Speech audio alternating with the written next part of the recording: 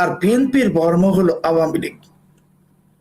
এরা যত ঝগড়া জাতি করুক, আমেরিকাতে তো হয় রিপাবলিকান ডেমোক্র্যাট ঝগড়া হয়, ব্রিটেনে হয় টরি পার্টি এবং লেবার পার্টি, কিন্তু যত ঝগড়াই হোক তারা এক জায়গায়, ভারতেও বিজেপি কংগ্রেস, কিন্তু এক জায়গায় তারা এক। এই গণতন্ত্রের ক্ষতি হবে বা গণতান্ত্রিক রাজনীতির ক্ষতি হবে এমন কিছু তারা করে না। তো বিএনপি যদি সেটা উপলব্ধি করে, আমার মনে হয় এখন বিএনপি উপলব্ধি করছে। বিএনপি উপলব্ধির জায়গা থেকে ইউনূসের রাষ্ট্রপতি হওয়ার সম্ভাবনা কতটুকু? একেবারেই নাই, একেবারেই নাই। Yunus close chapter. ইউনূস একটি মৃত ঘোড়া। ইউনূস মৃত ঘোড়া। আমরা দেখলাম যে ইউনূসকে ফ্রান্স থেকে কুড়িয়ে এনে আমাদের ঘাড়ে চাপিয়ে দেওয়া হলো। এখন ক্ষমতা হস্তান্তর করার পরে রাষ্ট্রপতি হওয়ার স্বপ্ন, জাতিসংঘ মহাসচিব হওয়ার স্বপ্ন, সব স্বপ্নই বলা যায় ভেস্তে গেল। আচ্ছা, ইউনূসের আরেকটা খুব গুরুত্বপূর্ণ কর্ম নিয়ে একটু আলাপ করতে চাই। যে আপনি গতকাল একটা সোশ্যাল মিডিয়া স্ট্যাটাসে লিখেছিলেন যে প্রচন্ড ভারত বিরোধী ইউনূস। সেই ভারত বিরোধী ইউনূসের ভারতে কি কর্মকাণ্ড, সেগুলো যদি আমাদের দর্শকদের একটু টাচ করতেন, বলতেন। তার আগে কাদের ভাই একটা ব্রেকিং স্টোরি আমি শেয়ার করতে চাচ্ছি আপনার সঙ্গে। যে 2014 সালে যখন ট্রাম্পের সঙ্গে হিলারি ক্লিনটনের নির্বাচন হয়, সেই নির্বাচনে ইউনূস কিন্তু বিপুল অঙ্কের টাকা বিনিয়োগ করে, খাটায়, খরচ করে বিপুল, যেটা পরবর্তী ট্রাম্প বলেছ। তো সাম্প্রতিক সময় ভারতে যে ককরোচ জনতা পার্টি বা ছাত্রদের যে আন্দোলন হয়েছে, সেখানে ইউনূস ভারতে যে তার ব্যবসা বাণিজ্য আছে, যে প্রশ্নটা আপনি করেছেন আমি বিস্তারিত উত্তর দিব, সেই ব্যবসা বাণিজ্যের মাধ্যমে সে এসব আন্দোলনেও টাকা খাটিয়েছে কিনা, এটা এরই মাঝে ভারতীয় গোয়েন্দারা খোঁজ নিতে শুরু করেছে। এবার আপনার প্রশ্নের উত্তরে, আমরা তো জানি, মানে আমরা তো দেখেছি যে ইউনূস একজন মহা বিপ্লবী, ভীষণ ভারত বিরোধী, কট্টর পাকিস্তানপন্থী, এবং এটা বলেই ইউনূস অসংখ্য ভারত বিরোধী লোকজনের সমর্থন পেয়েছে। মজার বিষয় হলো 2016 সাল থেকে ভারতে ইউনূস সোশ্যাল বিজনেস ইউএসবি নামের প্রতিষ্ঠানে কর্ণাটকায়, তামিলনাড়ুতে, আরো বিভিন্ন জায়গায় ভারতের শত শত কোটি টাকার ব্যবসা সে করছে, আত্মীয় করছে। এমনকি সে যখন প্রধান উপদেষ্টা ছিল, যখন সে বিপ্লবী কথা বলছিল ভারতের বিরুদ্ধে, উত্তর পূর্ব ভারত দখল করে ফেলবো, এটা করব সেটা করব, তখন দিল্লিতে গ্রামীণ ব্যাংকের দপ্তর খোলার অনুমতি চেয়ে আবেদন করেছে। কি বুঝলেন? এটাই হলো ইউনূস। আমি একটু আগে বলেছি প্রতারক, এখন বলছি ভণ্ড। সে তার নিজের স্বার্থের জন্য, নিজের সুবিধার জন্য যে কাউকে বিভ্রান্ত করতে, উস্কানি দিতে বা তাদেরকে ব্যবহার করতে সে ভীষণ পারঙ্গম। আরেকটা কথা বলে নিতে চাই যে ইউনূসকে আপনি দেখেছেন সে দায়িত্ব ছাড়ার পর ফ্রান্সে গেছে, জার্মানিতে গেছে, নেদারল্যান্ডসে গেছে, ইতালিতে গেছে, আমেরিকাতে কিন্তু যাচ্ছে না। কেন যাচ্ছে না? কেন যাচ্ছে না? বিকজ আমেরিকাতে যে ইউনূসের multi billion dollar project, multi billion dollar, $1 billion না, গ্রামীণ আমেরিকা,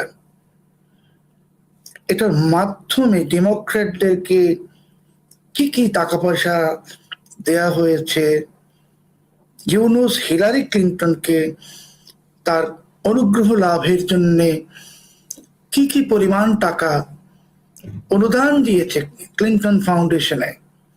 মানে অনুদান মানে এটা তো ঘুষ।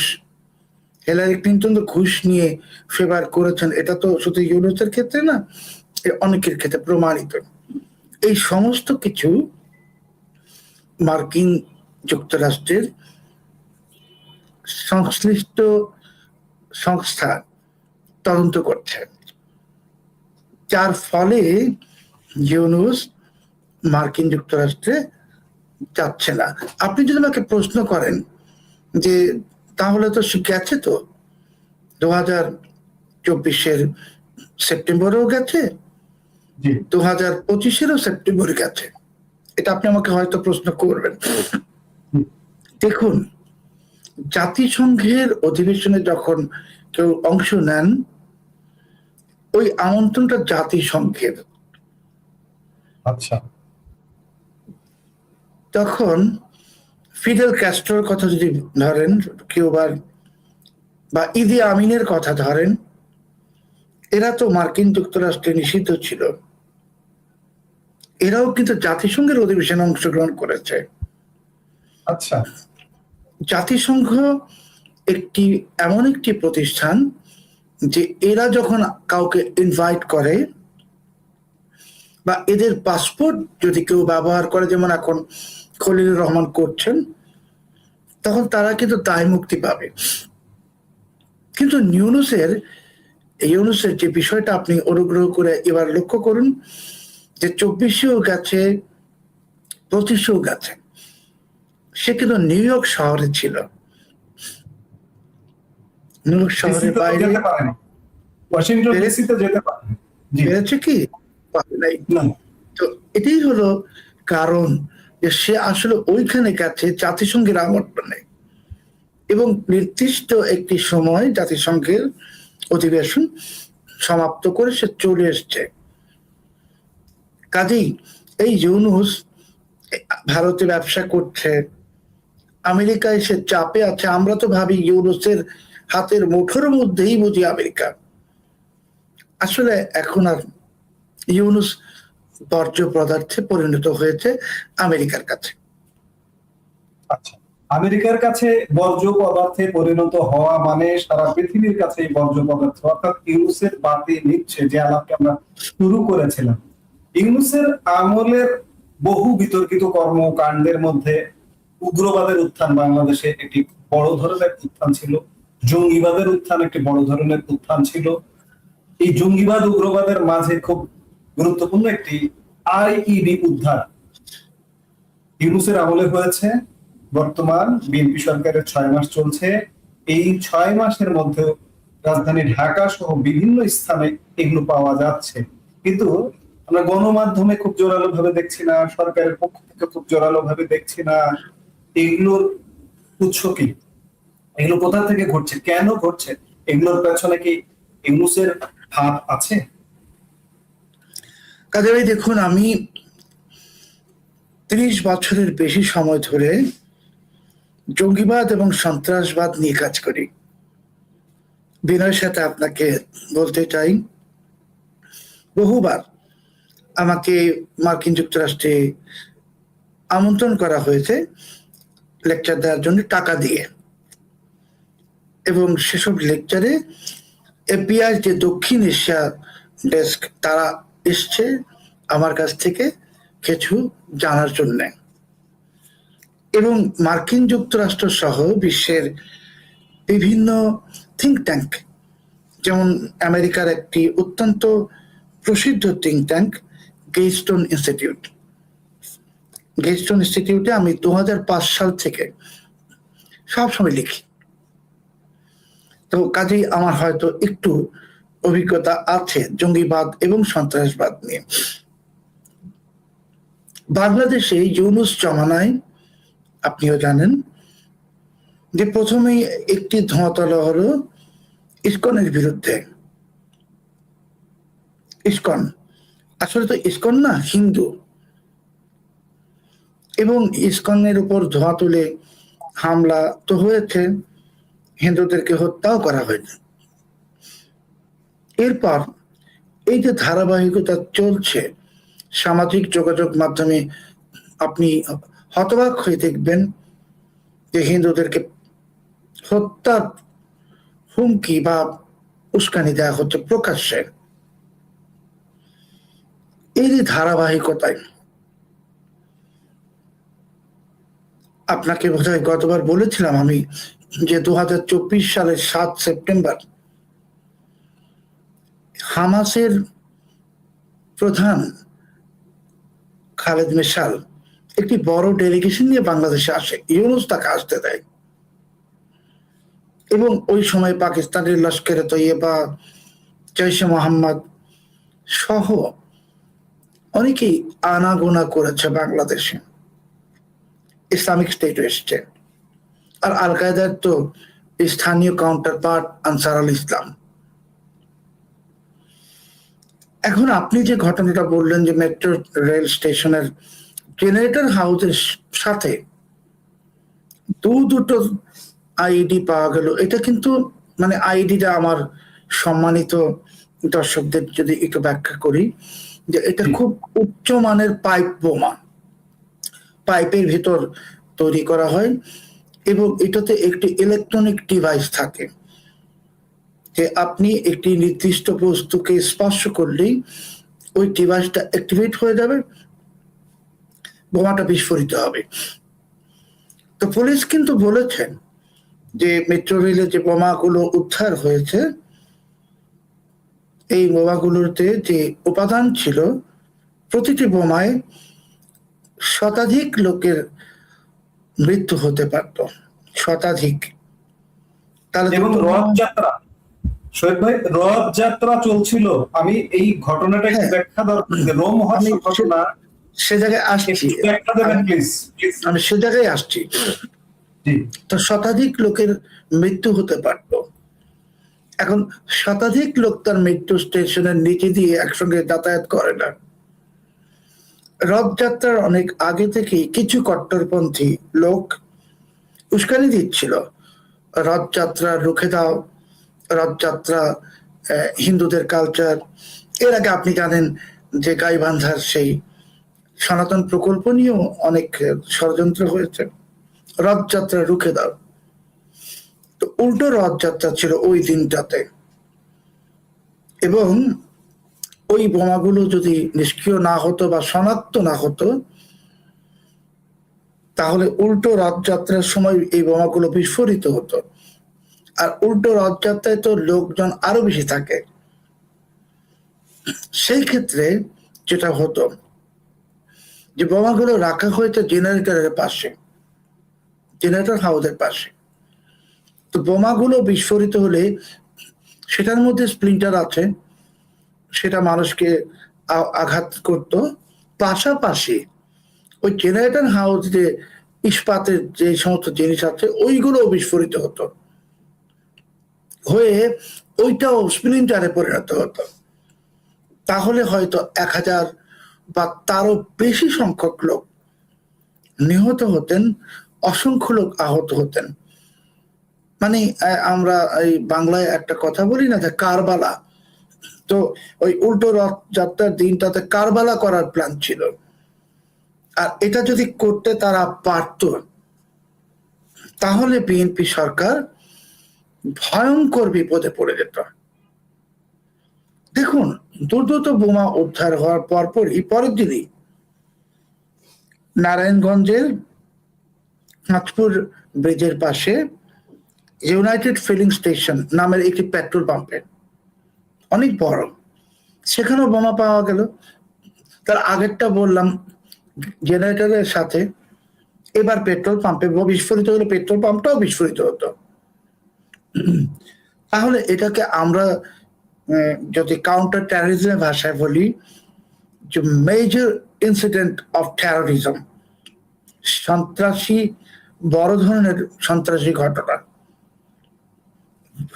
এত বড় ধরনের সন্ত্রাসী ঘটনা দুটো আমরা জানতে পারলাম গণমাধ্যমে। তো মেট্রো স্টেশনে তো প্রচুর সিসি ক্যামেরা আছে, ওই পেট্রোল পাম্পেও আছে, থাকাটাই স্বাভাবিক। তো এরপর কি হলো? কারা রাখলো বোমাটা, কেন রাখলো সেটা পরে, কারা রাখলো এটা শনাক্ত করতে তো নিশ্চিতভাবেই 1-2 ঘন্টার বেশি সময় লাগার কথা না। যে যে বোমাটা রাখছে সে, তার ছবিটা তো দেখাই যাবে সিসি ক্যামেরায়। সিসি সে যদি ক্যামেরা আছে। হ্যাঁ, সে যদি মুখোশ পরেও থাকে তাও দেখা যাবে। আর এখন কিন্তু একটি প্রযুক্তি আবিষ্কৃত হয়েছে, যে প্রযুক্তিটা বিভিন্ন দেশ ব্যবহার করে, ইসরায়েলেও ব্যবহার করা হয়, যার মাধ্যমে মুখোশ পরে থাকলেও মুখোশের পেছনের যে চেহারাটা সেটা স্পষ্ট দেখা যায়। আমেরিকাতেও আছে। তা আমরা তো ইসরায়েলের সহযোগিতা নিতে পারবো না, কারণ আমাদের সঙ্গে ইসরায়েলের কোনো অফিসিয়ালি সম্পর্ক নেই। কিন্তু আমরা মার্কিন যুক্তরাষ্ট্রের সহযোগিতা নিতে পারতাম। আমরা FBI কে আমন্ত্রণ জানাতে পারতাম, আসো তদন্ত করো। আমরা ব্রিটেনের MI6 কে আমন্ত্রণ জানাতে পারতাম, তদন্ত করো। তাতে বিএনপি সরকারের ভাবমূর্তিটাও ভালো হতো। কিন্তু যখন ধামা চাপা দিচ্ছেন কাদের ভাই, ওই সময়টাতে কিন্তু ঢাকার ওয়েস্টিন হোটেলে অনেকজন মার্কিন কূটনীতিক, মানে কূটনীতিক পাসপোর্টধারী মানেই কূটনীতিক, এবং গোয়েন্দা অফিসার আছেন। তো আপনি যদি আমার কাছ থেকে হয়তো লুকোতে পারবেন, আপনি হয়তো এটা সাজ্জাদ কাদির সাহেবের কাছ থেকে লুকোতে পারবেন, কিন্তু এই সমস্ত লোকদের কাছ থেকে তো লুকোতে পারবেন না। আর ঢাকায় যে পশ্চিমা দূতাবাস গুলো আছে তারা তো মনিটরিং করছে, সিঙ্গাপুর এমবেসি আছে মনিটরিং করছে। তো আমরা যদি এটাতে লুকাতে চাই, তাহলে আমি একটু আগে যেটা বললাম যে it was a major case of terrorism. এখন আমরা যদি লুকোই, রাষ্ট্রযন্ত্র যদি এটাকে লুকায়, তাহলে এটার ইন্টারপ্রিটেশনটা ভিন্ন হয়ে যাবে। স্টেট প্যাট্রোনাইজ টেরোরিজম, রাষ্ট্রীয় মদদে সন্ত্রাস, যেটা পাকিস্তান করে। পাকিস্তান রাষ্ট্রীয় মদদে সন্ত্রাস করে বলেই পাকিস্তানকে সবাই সন্ত্রাসী রাষ্ট্র হিসেবে আখ্যা দেয়। তো আমরা কি সেধে ওই জায়গায় যেতে চাচ্ছি? আপনাকে সেই পথে কিনা প্রশ্ন আসছে স্বাভাবিকভাবে। আমি আমার প্রশ্ন সবার কাছে যে আমরা কি ওই পথে হাঁটতে চাচ্ছি? না চাইলে বিএনপি সরকার তো একটি অতীত অভিজ্ঞতা আছে, যে আমি যখন 2003 সালে বলেছিলাম বাংলাদেশে আল হারামাইন ফাউন্ডেশন এরা আল কায়দা সংশ্লিষ্ট, আর হেরিটেজ ইনস্টিটিউট কুয়েতি সেটা একই সংশ্লিষ্ট, জঙ্গি সংশ্লিষ্ট। আমাকে কিন্তু ওই সময় 2003 সালে এই কথাগুলো বলার অপরাধে আমার বিরুদ্ধে রাষ্ট্রদ্রোহ, ধর্মদ্রোহ মামলা দিয়ে দেওয়া হলো। এরপর 2003 বিএনপি প্রকাশ্যে বলল যে না, বাংলাদেশে কোনো জঙ্গি নেই। 2024 সালে বাইতুল মোকাররম মসজিদের উত্তর গেটে প্রকাশ্য জনসভায়, আমি তখন জেলে, মতিউর রহমান নিজামী তিনি আমার ফাঁসি দাবি করলেন প্রকাশ্যে। কিন্তু 2005 সালে যখন বাংলাদেশে সারা দেশে একটি জেলা বাদে বোমা বিস্ফোরিত হলো, বোমা বিস্ফোরিত হলো, তখন তো বিএনপি জঙ্গিবাদের বিরুদ্ধে অ্যাকশনে গেল। তাহলে আপনি 2001 থেকে 2005 অস্বীকার করল, অস্বীকার করার পরিণতিতে জঙ্গি উত্থান হলো দেখা গেল। এবারও যে বিএনপি ধামা চাপা দিচ্ছে, এই ধামা চাপার কারণে অনেক খারাপ কিছু দেশের জন্য যদি হয়, তো আখিরে তো আপনার মতো আমার মতো আমরা যারা সাধারণ মানুষ, আমাদের যাদের বিদেশি পাসপোর্ট নাই, আমাদের যাদের বিদেশে একটি বাড়ি নাই, বিদেশের ব্যাংকের টাকাও নাই, আমরাই তো ভুক্তভোগী হব। রাজনীতিবিদরা তো ভুক্তভোগী হবে না, কারণ আমাদের সন্তানরা এই দেশে লেখাপড়া করে। আর ওনাদের সন্তানরা বিদেশে লেখাপড়া করে। বিনয়ের সাথে একটা প্রশ্ন না করে পারছি না, লোভ সামলাতে পারছি না প্রশ্ন করার, যে এই যে রাজনীতিবিদরা জুলাই স্পিরিট, জুলাই চেতনা বলেন যে এত,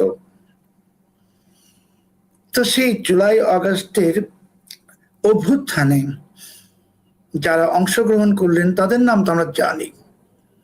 তো কোন রাজনীতিবিদের কোন সন্তান অংশগ্রহণ করেছিলেন? বিএনপি, জামাতের কর্মীরা অংশগ্রহণ করেছে প্রকাশ্য এবং গুপ্ত, কিন্তু জামাতের কোন নেতার সন্তান কি অংশগ্রহণ করেছে?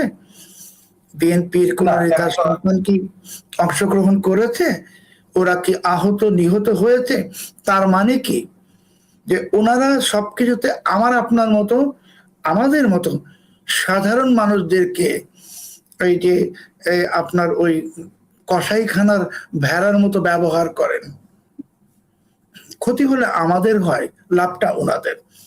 এখন এই যে দুটো বোমা উদ্ধারের যে ঘটনা, সেটাকে ধামাচাপা দিলে দেখুন বাংলাদেশের পাসপোর্টের র্যাঙ্কিং এখন উগান্ডার চেয়ে নিচে নেমে গেছে। দুঃখজনক। আমাদের পাসপোর্টের র্যাঙ্কিং এখন উত্তর কোরিয়ার সমান। আমরা কি আসলে এই বাংলাদেশটাই চাইছিলাম? চাই নাই তো। আমরা তো এটা তো বললে অনেকেই আমাকে অনেক খারাপ বলবেন যে আমি অমুকের দোষর। আমি কারো দোষর না। আমি আওয়ামী লীগের আমলেও 7 বছর জেল খেটেছি। আওয়ামী লীগ আমাকে 5 বছর ফাঁসির সেলে রেখেছে, তাহলে আমি তো অবশ্যই আওয়ামী লীগের দোষর না। কিন্তু বাস্তবতাটা কি, যে শেখ হাসিনা যখন ক্ষমতায় ছিলেন, যখন 2021 সাল থেকে, অ্যাকচুয়ালি 2020 সাল থেকে বিশ্ব বলতো বাংলাদেশ ইকোনমিক স্টার, অর্থনীতির তারকা, তখন আমি আওয়ামী লীগের আচরণে ক্ষুব্ধ হলো। আমার দেশের যে উন্নতি হচ্ছে, সম্মান হচ্ছে, সুনাম হচ্ছে, আমি তো গর্বিত ফিল করেছি। আমি তো পৃথিবীর বহু দেশে সবসময় যাই। তো আওয়ামী লীগের সময়ে, এর আগেও তো আমি গেছি, আমেরিকাতেও গেছি, কিন্তু আমি দেখেছি ওই সময়টাতে সব দেশ বাংলাদেশকে একটু জাপানিদের মতো, না হলেও সিঙ্গাপুরিয়ানদের মতো, চাইনিজদের মতো একটু তোয়াজ করতো। মানে ভাবতো যে না, এরা থাকবে না, উন্নত দেশ হয়ে যাচ্ছে উন্নত। সেখান থেকে বিএনপি নেতারা এখন বলেন যে তারা নাকি তলাবিহীন ঝুড়ি পেয়েছেন। ঝুড়িটা তলাবিহীন তো ছিল না। আর ধরুন তলাবিহীনই ছিল, তো বিএনপি তো ঝুড়িটাও নাই করে দিয়েছে, এখন আর ঝুড়িও নাই। একদিকে অর্থনীতির করুণ অবস্থা, বিদেশি বিনিয়োগ নেই, এরপরে যে পরপর 3টি বোমা উদ্ধারের ঘটনা, সেটা নিয়ে রাষ্ট্রযন্ত্র নীরব, একেবারেই নীরব। তো এটা ভাই শেষ পর্যন্ত আখেরে, মানে শেষ পর্যন্ত এটা পরিণতি কি হবে, কি হতে পারে? আমি আমার যে 30 বছরের অভিজ্ঞতা এই সন্ত্রাসবাদ জঙ্গিবাদের গবেষণার কারণে, এটা দিয়ে আমি হয়তো বুঝতে পারছি, কিন্তু আমি তো বলতে পারছি না। কেন বলতে পারছি না? কারণ মুক্ত, স্বাধীন, মুক্ত কথা বলার যারা সাংবাদিক, মুক্ত বাকের পক্ষে যারা, তারা তো আক্রান্ত হচ্ছে ক্রমাগত। তাদের বিরুদ্ধে প্রোপাগান্ডা হচ্ছে, তাদের বিরুদ্ধে মামলা হচ্ছে, আইসিটিতেও মামলা হয় সাংবাদিকদের বিরুদ্ধে, তাই না? এখনো হয়েছে। তারপরে পিটিয়ে হত্যা করো সাংবাদিক অমুককে, প্রকাশ্যে আসছে। তো আমরা তো কথা যদি না বলি, ধরুন আমরা কথা না হয় বললামই না, আমি হয়তো আমার পত্রিকাতে প্রেসিত আমি বাংলাদেশের কোনো নিউজই পাবলিশ করি না, গত প্রায় 5 মাস যাবত করি না, শুধু বিদেশি খবর। কেন? আমার বাংলাদেশি খবর পাবলিশ করার তো দরকার নাই। আমি কষ্টে করি না, যে আমি করতে যাব, কার মান কোন জায়গায় চলে যাবে, কে কোনখানে মাইন্ড করবে, দরকার তো নাই। কিন্তু আমি না হয় নীরব থাকবো, সাজ্জাদ কাদির সাহেব না হয় নীরব থাকবেন, ক্ষতি তো দেশের হবে। কারণ আমরা তো আমরা তো গণতন্ত্রের 4 স্তম্ভের একটা। আমরা যদি চুপ করে যাই, আমরা যদি চোখেও কাপড় বেঁধে ফেলি, মুখেও বেঁধে ফেলি, কানেও না শুনি, তো সমস্যা তো আমাদের হবে না, সমস্যা তো দেশের হবে, রাষ্ট্রের হবে। 1 নম্বর হলো সরকারকে আগামী 72 ঘন্টার মধ্যে আমাদেরকে বলতে হবে যে এই বোমাগুলো কারা রেখেছে। এই বোমাগুলো যদি সরকারের পক্ষের কেউ রেখে থাকে সেটা আমাদেরকে বলতে হবে। আর যদি কিছুই না বলা হয় তাহলে আমিও ধরে নিব যে এটা স্টেট প্যাট্রোনাইজ টেরোরিজম। দ্বিতীয় কথা হলো সাংবাদিকদের বিরুদ্ধে যে কাজকর্ম চলছে, কারা করছে, আমরা তো জানি, আপনিও জানেন। এই সমস্ত একটি বিশেষ রাজনৈতিক দল বা বাংলাদেশ বিরোধী শক্তি, অপশক্তি, যারা বাংলাদেশকে পাকিস্তান বানাতে চায়, তারাই করছে। এইসব বন্ধ করতে হবে। সামাজিক যোগাযোগ মাধ্যমে পোস্ট দিয়ে সাংবাদিকদেরকে হুমকি দিলে তাদের বিরুদ্ধে সন্ত্রাস দমন আইনে মামলা দিন। সাংবাদিকদের কণ্ঠরোধ করার চেষ্টা করলে তাদের বিরুদ্ধে কঠোর ব্যবস্থা নিন। সরকারের কোন কর্মকর্তা, আমলাও যদি এটা করেন, চাকরিচ্যুত করে দিন। সাংবাদিক যদি না বাঁচাতে পারেন, মুক্ত বাক যদি আপনি গ্যারান্টিড করতে না পারেন, নিশ্চয়তা না দিতে পারেন, গণতন্ত্রও থাকবে না, বাংলাদেশও থাকবে না। আজকে না হয় আওয়ামী লীগকে ব্যান করেছেন, কালকে বিএনপি ব্যান হবে। আপনারা বাংলাদেশে একটি জঙ্গিবাদের চারণভূমি। আপনারা যদি গণতন্ত্র চান, আপনারা যদি বাংলাদেশকে ভালোবাসেন, আপনারা যে বাংলাদেশকে ভালো আসলে বাসেন না সেটা বললাম, যে আন্দোলনে আমাদের মতো মানুষকে ঠেলে দেন, আমাদের সন্তানদেরকে ঠেলে দেন, আপনাদের সন্তানদেরকে দেন না, ঠিক আছে বুঝলাম, কিন্তু এখন দেশটাকে বাঁচান, জাতীয় ঐক্য গড়ে তোলেন। জাতীয় ঐক্য ছাড়া দেশ বাঁচবে না।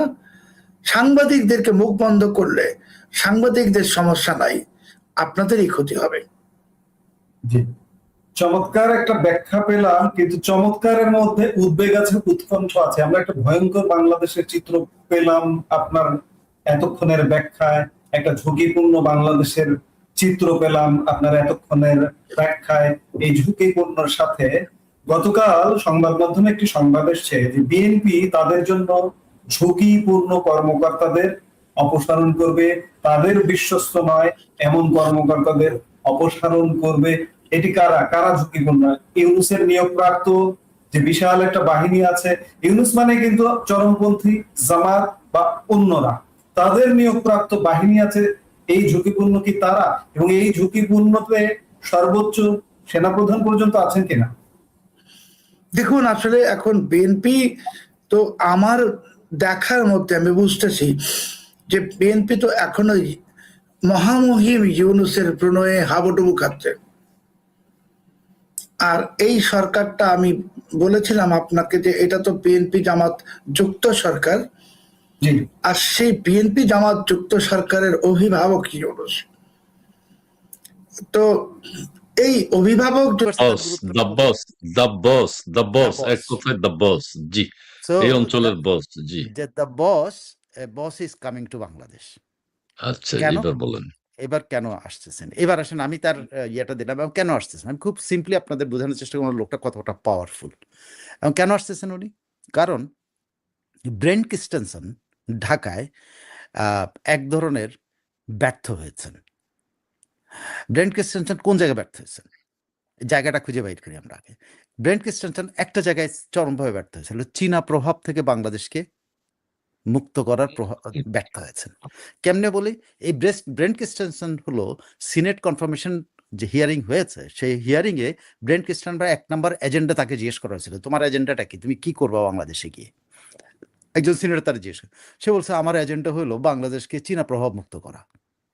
সিম্পল, এক লাইনে সে এটা বলছে এবং তখন তিনি বলছিল রাইট এক নম্বর এজেন্ডা তার, 1 নম্বর এজেন্ডা চীনা প্রভাব মুক্ত করা এবং বাংলাদেশে মানে আমেরিকানাইজ করে ফেলানো আর কি, যেটাকে আমেরিকা ছাড়া বাংলাদেশে আর কেউ থাকবে না, এটা হলো তার মিশন ছিল। কারণ উনি বলছেন যে তার অতীত অভিজ্ঞতা আছে, পলিটিক্যাল অ্যাডভাইজার এখানে কাজ করছেন উনি। এই বাংলাদেশে কিন্তু ব্রেন ক্রিস্টোফার এর আগে পলিটিক্যাল অ্যাডভাইজার হিসেবে কাজ করেছে। সো ওনার এজেন্ডা ছিল এটা। সে এজেন্ডায় তিনি বাংলাদেশকে ঠেকাইতে ব্যর্থ হয়েছেন। বাংলাদেশ প্রথমবারের মতো বাংলাদেশের প্রধানমন্ত্রী চীন সফরে দিয়ে গেছেন। শুধু চীন সফরে যান নাই, তিনি সেখানে তিস্তা ব্যারেজ, তারপরে কি বলে নতুন আজকে যেটা ওপেন হলো ইপিজেড এর মতো করে চিটাগংয়ে, যেটা গ্রাউন্ড ব্রেকিং, মানে এটার কাজ শুরু হয়েছে, এটা বাস্তবায়নের কাজ শুরু হলো আজকে, সেইটা প্লাস বাংলাদেশের এই যে বন্দর চিটাগং কি বলে মংলা বন্দরে চায়নার উপস্থিতি, হ্যাঁ, তিস্তা ব্যারেজ, এই সব কিছু মিলায়, এবং বাংলাদেশ এই কয়টা 20টা বোধ হয় জঙ্গি বিমান চীন থেকে কিনবে, প্লাস বাংলাদেশের ড্রোন ফ্যাক্টরি বগুড়াতে যে ড্রোন ফ্যাক্টরি করার কথা সেটা করার জন্য তারা নিয়ে নিচ্ছে। তো বাংলাদেশে তারা প্রভাব বিস্তার করার জন্য মানে একেবারে বাংলাদেশের প্রধানমন্ত্রীকে তারা পেয়ে গেছে। এইটা ব্রেন ক্রিস্টেনসন ঠেকাইতে পারে নাই। কেন? ব্রেন ক্রিস্টেনসন ঢাকায় এসে প্রথম যখন প্রেস কনফারেন্স করে, সেই প্রেস কনফারেন্সে সে বলছে যে বাংলাদেশে থেকে চায়না প্রভাব মুক্ত করার জন্য তখন কিন্তু চীনা অ্যাম্বাসেডার এখানে কি যেন নাম সব ভুলে যায় তো সে প্রচন্ড থার্ড কান্ট্রিতে বসে কেউ বলতে পারে যে আমি অমুক দেশের প্রভাব মুক্ত করবো এখানে, সেটাও হয়েছে বাংলাদেশে, রেকর্ড স্থাপন হয়েছে, কিন্তু অ্যাম্বাসেডাররা তাদের সীমা অতিক্রম করেছে। ব্রেন ক্রিস্টেনসন বলেছে যে চীনা প্রভাব আমরা মুক্ত করবো, বাংলাদেশে প্রেস কনফারেন্স করে বলছে। সেই তারপরে তিনি চীনা এমবেসি কিন্তু প্রতিবাদ জানিয়েছে, এবং ইয়ানবাও বা চীনা রাষ্ট্রদূত প্রতিবাদ জানিয়েছে, এবং এই প্রতিবাদ কিন্তু একবারে থামে নাই। যখন এই তারেক রহমান যখন চীন সফর করে তখনও কিন্তু ব্রেন ক্রিস্টেনসন এরকম কথা বলছে, আবার তারা এই ইয়ানবাও আবারও বলছে যে তৃতীয় কোনো দেশের, আপনি মনে করে দেখেন, তৃতীয় কোনো দেশের প্রভাব আমরা মেনে নেব না, থার্ড কান্ট্রি দাঁড়ায় যে দেশের, তার মানে ব্রেন ক্রিস্টেনসন এখানে ফেল করেছে, চীনা প্রভাব মুক্ত ফেলে। এখন দা বসকে দরকার হয়ে পড়েছে। তো এই বস কিন্তু বাংলাদেশে চীনা প্রভাব মুক্ত করার জন্য এর আগেরও তার উদাহরণ আছে। এই বসের বস যখন প্রথম নিযুক্ত হন তখন উনি আমাদের কেয়ারটেকার চিফ, ইন্টারিম চিফ যে গোলাম মোহাম্মদ ইউনুস যেটা আছে, যেটা বাটপার ইউনুস, বা বাটপার না তো, যে ছোটকাল থেকে যে করে আর কি, ওই যে ম্যাগাজিন চুরি করতো, যেটা হ্যাঁ অন্যের ম্যাগাজিন মেরে দিত, ওই চোরটা যখন নিউ ইয়র্কে জাতিসংঘের অধিবেশনে গেছিলেন, কিন্তু এই সার্জিও গোর তার সাথে কিন্তু বৈঠক করেছিল, তাকে চীনা প্রভাব, ওই যে বলছিল যে এটা আমাদের আমরা বঙ্গোপসাগরের অধীশ্বর, আমরা এখানে সাত কন্যা নিয়ে আমরা এখানে ব্যবসা করব, ইন্ডিয়ার 7 কন্যাকে নিয়ে, এবং চীন এখানে এই করবো, ওনার ভবিষ্যৎ চীন এখানে। তখন চীন অলরেডি কিন্তু সিত্তই বন্দর, যেটা মায়ানমারের, ওইটা দিয়ে অলরেডি কিন্তু সে বঙ্গোপসাগরে কিন্তু 4 এন্ট্রি কিন্তু নিয়ে ফেলছে, এন্ট্রি নিয়েছে, এবং সে এই অঞ্চল নিয়ে কিন্তু তার স্বপ্ন দেখা যখন দেখছে, তখন সার্জিও গোর তখনও কিন্তু আসে নাই, মানে অ্যাপয়েন্টমেন্ট মাত্র হয়েছে, সে কিন্তু তখনও আসে নাই। সে কিন্তু ওই নিউ ইয়র্কে জাতিসংঘ অধিবেশনের পাশে যে ইউনুসকে কিন্তু থ্রেট করছিল, আমি আজকে শব্দটা বলি, থ্রেট করেছিল যে তোমার এই লাইন থেকে তুমি, এবং তারপরে কিন্তু আর ইউনুস কিন্তু এরপরে আর এক লাইনও কিন্তু বঙ্গোপসাগর নিয়ে কথা বলে নাই। আপনারা জাস্ট রেকর্ড খুঁজে দেখেন, এক লাইনও ইউনুস আর বঙ্গোপসাগর নিয়ে কথা হয়নি। বঙ্গোপসাগর অধীশ্বর ওখানেই শেষ হয়েছে, কিন্তু ওই নিউ ইয়র্কে জাতিসংঘ অধিবেশন সময় এই সার্জিও গোর তার সাথে দেখা করে তার থ্রেট করে আসছে যে আর নো মোর এই ধরনের কথাবার্তা, শেষ, ওইখানে শেষ হয়ে গেছে। কিন্তু সরকার প্রধানের পর তারেক রহমান আসেন, তারেক রহমান আবার ওই দিকে ঝুঁকছেন, এবং ঝুঁকতে শুধু ওই দিক যান নাই, উনি একেবারে তিস্তা, উনি ইকোনমিক জোন, তারপরে সব দ্রুত কিন্তু এগুলো সব পাশ হয়, যেগুলো গত 15 বছর কিন্তু আটকায় ছিল, এগুলো কিন্তু শেখ হাসিনা আমলের, কিন্তু এগুলো সব কিন্তু আটকায় ছিল, কোনটা জটিলতায় আটকে ছিল, তিস্তা, এই সব জিনিস সব চায়না কিন্তু অনেক আগে প্রস্তাব দিয়ে রাখছে। এই করিডোর চায়না অনেক আগে প্রস্তাব দিয়ে রাখছে, কিন্তু কোনোদিন আমরা শুনি নাই, কিন্তু শেখ হাসিনা এটাকে হাওয়াতে আসতে দেয়নি। বাট চাইনিজ অ্যাম্বাসেডার কিন্তু প্রকাশ করে দিল এগুলো কিন্তু আমাদের অতীতের সব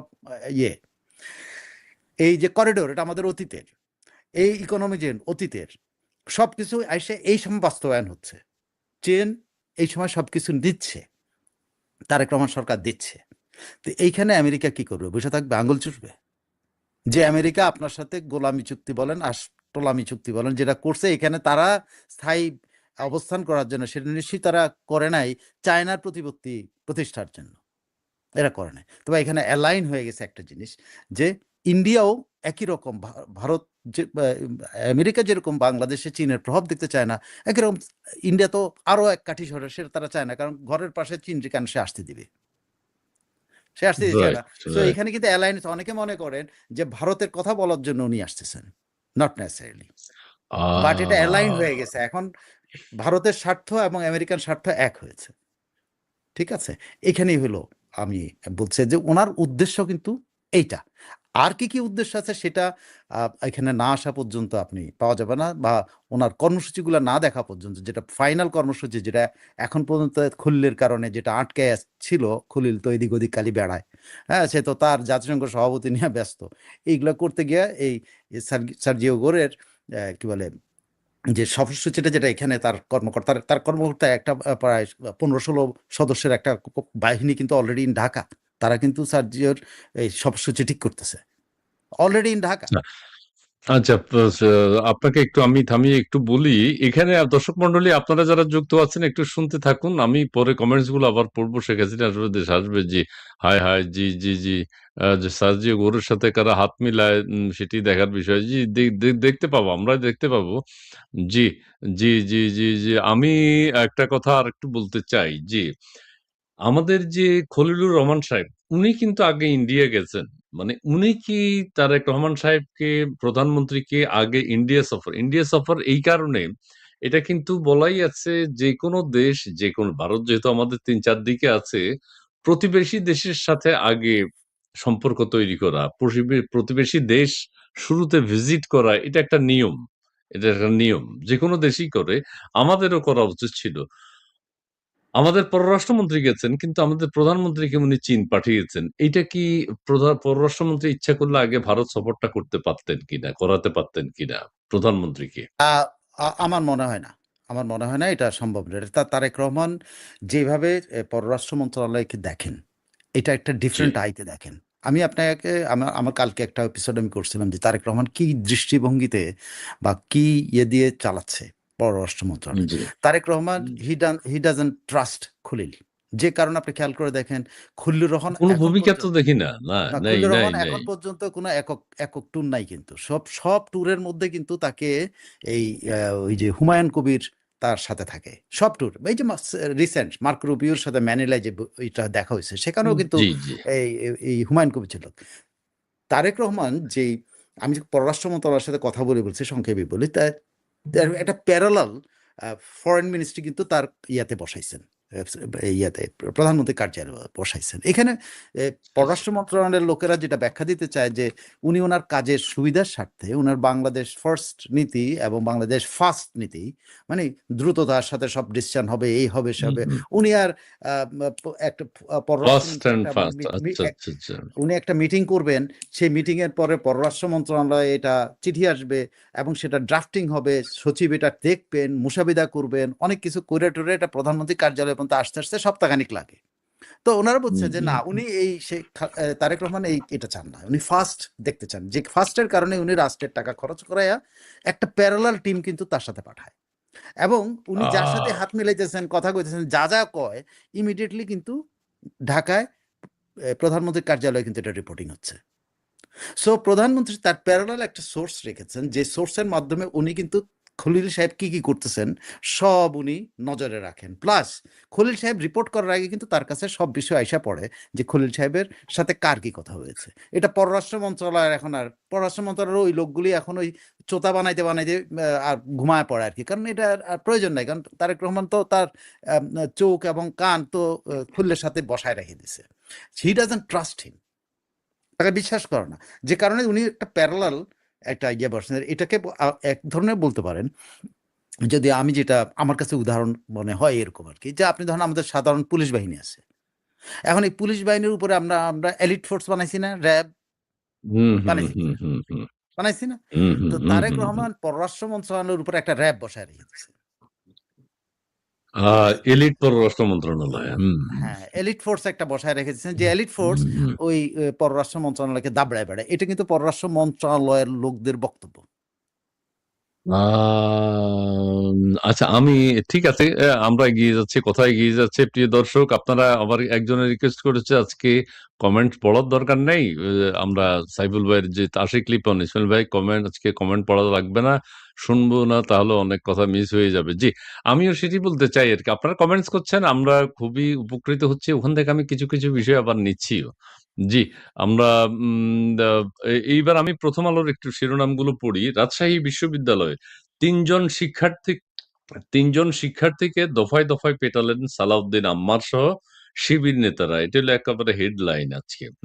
রাজশাহী বিশ্ববিদ্যালয়ের এই অবস্থা চলছে। জি, আম, সাইফুল আমিন স্যার, ওই যে ইয়ের বয়স, এই যে বয়স 39 মাত্র, 39। হ্যাঁ 87 সালে জন্ম নাকি? আমি এটা হ্যাঁ শুনে তো অবাক ওই হইলাম। তো ইয়ে সাবেক সোভিয়েত ইউনিয়নের জন্ম, পরবর্তীতে বাপ মা সহ তারা আমেরিকায় আসে। আগে নাম ছিল সার্গেই, পরে উনি সার্জিও হয়েছেন, তার বাপ মা তার নাম হ্যাঁ, চেঞ্জ করে তারা আমেরিকানাইজ করছে, এবং খুব হুম সম্ভবত হুম 2000 সালের কাছাকাছি এরকম সময় নাগরিকত্ব পাইছেন। আচ্ছা আচ্ছা আচ্ছা, ডোনাল্ড লু যে পদে ছিল মনে হয় সেই দক্ষিণ এশিয়া বিষয়ক এগুলো দেখা টাকা করতো হ্যাঁ না, হ্যাঁ ডোনাল্ড লু আগে। সেই হ্যাঁ সেই ডোনাল্ড লু, যে হ্যাঁ ডোনাল্ড হ্যাঁ, লু পুরা পাকিস্তানের এখনকার সরকার ডোনাল্ড লু পতন ঘটাইছে, বাংলাদেশের সরকার পতন করছে, এই সেই ডোনাল্ড লুর প্রতিরূপ ইনি ডোনাল্ড। প্রতিরূপ প্রতিরূপ। তবে এর বাড়তি ক্ষমতা হইল তিনি ট্রাম্পের কানে সরাসরি কথা বলেন, রুবিও টুবিও ওনার কোনো দরকার নেই। ডোনাল্ডোরা তো রুবিওকে লাগতো, হ্যাঁ জি জি তখনকার, জি ওনার কাউকে দরকার নেই। জি। কাঁটা মাছ খেয়ে 1 মাস সাগরে ভেসে থাকা শ্রীলঙ্কান বাবা ছেলে সেফ হোমে কাল নেওয়া হবে ঢাকায়। আচ্ছা, ঢাকায় কেন? 3 শর্তে লাইসেন্স ফিরে পেল আদ্দিন হাসপাতাল। স্বাধীন গণমাধ্যম নীতিমালা প্রণয়নে সম্পাদকদের সহযোগিতা চান প্রধানমন্ত্রী। আচ্ছা, জেরি ভ্যান্স ও ড্যান কেইনের উদ্বেগের কারণেই ইরানে হামলা স্থগিত করলেন ট্রাম্প। ইরান বিষয়ক আপনি আগে যেসব কথা বলেছেন কাছাকাছি যাচ্ছে। জি জি, ধন্যবাদ। আমি ভারতের তেলাপোকার আন্দোলনে কি অর্জন করলো? জামাত প্রার্থী, ঢাকা সিটি কর্পোরেশনে জামাত প্রার্থী হচ্ছে সাদিক কায়েম, এনসিপির প্রার্থী আসিফ মাহমুদ কি করবেন? এটা একটা প্রশ্ন থাকবে। এইটা নিয়ে আমাদের অত আলোচনার দরকার নেই। প্রক্টরের সামনেই ছাত্রলীগ কর্মীকে ও 2 শিক্ষার্থীকে বেধড়ক পেটালেন রাকসুর জিএস আম্মার। আম্মার কিন্তু আলোচনায় আছেই, আম্মার আলোচনায় আছেই। আম্মার কিন্তু ঘটনা ঘটাচ্ছে, ঘটনা ঘটেই চলেছে। হ্যাঁ, উম আচ্ছা ঠিক আছে। তো আমাদের সার্জিও সার্জিও সাহেবকে আগমন নিয়ে কোনো কথা নেই। আমরা সেটা শুনছি না, পত্রপত্রিকা সেটা নেই। তবে আসলে পরে 29 তারিখে আসবেন না? ইসমাইল ভাই, ছোট্ট একটা তথ্য দিচ্ছি। সিআইএ যে এর যে কর্মকর্তা হ্যামিল্টন বাংলাদেশে আছেন, উনার, আচ্ছা, সিআইএ এর একজন কর্মকর্তা বাংলাদেশে আছেন। ওনার বউ কিন্তু বাংলাদেশী, সেটা কি জানেন? দক্ষিণ এশিয়াতে এ আগে কাজ করেছে, তাই এবার তাকে পাঠিয়েছে। আচ্ছা, বাংলাদেশী বউ। আচ্ছা ঠিক আছে, থাকুক। তিনি তো আগে থেকেই অবস্থান করছেন। সাইফুল আমিন ভাই একজন যিনি বাছাইকৃত তথ্য ছাড়া একটি শব্দ উচ্চারণ করেন না। সাইফুল ভাইকে আনার জন্য ধন্যবাদ। জি, এ, এ, আপনার কথা টু বলছেন মাচ, যে আমার এত প্রশংসা করলে আমি কিন্তু ডুববো আর কি পুরা, কারণ আহ, ভুল আমরাও না করি, না, তথ্য আমাদেরও ভুল থাকে রে ভাই, অনেক তথ্য অনেক সময় কারেকশন করতে হয়। না না, তথ্য আপনি যাচাই করেন সেটা বলছেন উনি। আপনি যাচাই করেন, যাচাই করে কথা বলেন। আমরা যারা বাংলাদেশে বসবাস করছি, আমাদের পাশে মুসলিম মুমিন মানুষ বাঙালি, আমরা কারা কারা আমরা বুঝি না। আচ্ছা, আপনারা কি জানেন? জেনে থাকলে দয়া করে যদি জানাতেন। সোহেল রানা তিনি বলছেন, আমরা যারা বাংলাদেশে বসবাস করছি, আমাদের আশেপাশে মুসলিম মুমিন মানুষ বাঙালি, হ্যাঁ, কারা আমি বুঝি না। আপনারা কি জানেন? আচ্ছা ঠিক আছে। আচ্ছা, ইউনূস সাহেব কি এখানে কোনো ভূমিকা রাখছেন কিনা? এখন রাষ্ট্রপতি যে পদত্যাগ করলেন, সেই ক্ষেত্রে ইউনূস সাহেব, কেউ কেউ বলছেন যে ইউনূস সাহেব অথবা ওই যে নাসিমুল গনির নাম যেভাবে বলা হচ্ছে বিএনপির বাইরে, সেটা ডিপ স্টেটের একটা এজেন্ডা। এইরকম কোনো কিছু কি, কোনো তথ্য আপনার কাছে আছে? না, ইউনুস এখন ছাগলের 3 নম্বর বাচ্চা। অনেকে আবার বলছেন বিএনপি যদি তাদের কাউকে রাষ্ট্রপতি না করে, সে বিএনপি ভুল করবে। বিএনপির যে নেতৃস্থানীয় শীর্ষ নেতারা আছেন, ওদের মধ্য থেকেই কেউ যদি রাষ্ট্রপতি হন, সেটি বিএনপির জন্য মঙ্গল। কিন্তু ডিপ স্টেট, নাসিমুল গনি এবং বিএনপির বাইরে নাসিমুল গনি, ডক্টর ইউনূস এবং আইরিন খানের নামও শোনা যায়। জি, প্লিজ। প্রথমত হলো যে ইউনুস একটা ছাগলের 3 নম্বর বাচ্চা। আচ্ছা ইউনুসের এখন আমেরিকাতে কোনো দল নাই, ওইটা মানে এখন $1 নিচে নামছে। হ্যাঁ, ওকে যদি কেউ কিছু কিছু করতে চায়, এটা $1 নিচে নামছে। শেয়ার বাজারে শেয়ার নেমে গেছে হ্যাঁ, না ধস। ওনার ওনার দর এই পর্যায়ে গেছে আর কি। তো ও আচ্ছা আচ্ছা ওনার ওনার ওনার ওনার কথা বলে আমরা ওনাকে গ্লোরিফাই করার মানুষ না। এই এই এই মহা বাটপারকে সারা দুনিয়া চিনেছে, আচ্ছা। সারা দুনিয়া চিনেছে, সারা দুনিয়া। আই টেল ইউ, যে ফ্র্যাঙ্কলি বলি, তারে নিয়ে এখন যে নরওয়েজিয়ানদের ঘাড়ে চাইপা তারা তার নোবেল পুরস্কার, সে নরওয়েজিয়ান পার্লামেন্টের বিরোধী দলের একজন নেতা তারে নিয়ে প্রেস কনফারেন্স করছে, তারে জঙ্গি উত্থানের নায়ক বলেছে। আমি মানে এগুলো সোর্স বাইর করতে আমি কিছুক্ষণ লাগে, আমার হঠাৎ এখন মনে আচ্ছা পড়লো আপনার মাধ্যমে। আমি আশা করি কালকে কালকে এটা আমার সাইফুল স্টুডিও এই লোকের কথাগুলো আমি একটা বলবো, কারণ সাবজেক্ট। কারণ আচ্ছা আমি ভুলে গেছিলাম, আমার কাছে এটা আছে, এই লোককে আচ্ছা কি আচ্ছা বলছে। আচ্ছা এই রিসেন্ট, আচ্ছা আচ্ছা এই 4-5 দিন আগের কথা বলি। তো সারা দুনিয়া যে নোবেল, যে দেশ থেকে নোবেল পাইছে, সেই দেশের নোবেলওয়ালারা কিন্তু তারে এরকম দৃষ্টিতে দেখে, কিন্তু একজন আচ্ছা বাটপার হিসেবে দেখে, একজন জঙ্গি উত্থান করেছে। সো এই লোকটারে নিয়ে মানে কোনো বড় ঘটনার সাথে তার ইনভলভমেন্ট, এটা বিশেষ করেন না। তার কোনো নোংরা ঘটনার সাথে ইনভলভ আছে কিনা এটা তারা খুঁজতে হবে।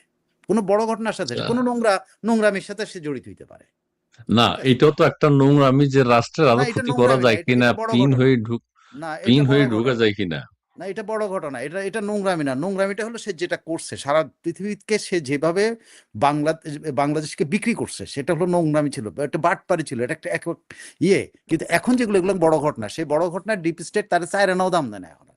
কোনো ডিপ স্টেট এখন আর চায়রানা দাম না। ডিপ স্টেট তারা যা করার করে ফেলছে, তার কাপড় চোপড় যা খোলার ডিপ স্টেট তা খুলে করে ছেড়ে দিছে।